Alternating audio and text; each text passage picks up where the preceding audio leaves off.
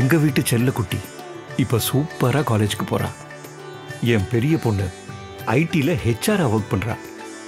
பையன் ஒரு கம்பெனிக்கு மேனேஜரா இருக்கான். எங்க எல்லாருக்கும் ஹெட்டா என் அப்பா, ஆக்டிவான ரிட்டையர்ட் ஆபீசர். ஆனா அவரோட அன்பான ஆபீசர் இவங்க தான்.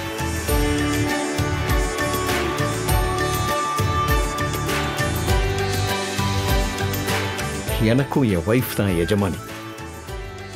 இதுதான் என் சொந்தம். அப்புறம் கோஆப்டெக்ஸ். என்ன? ஆமா, எங்க தாத்தா பாட்டியோட ஆரம்பமான பந்தம் இப்போ எங்களோடவும் தொடருது.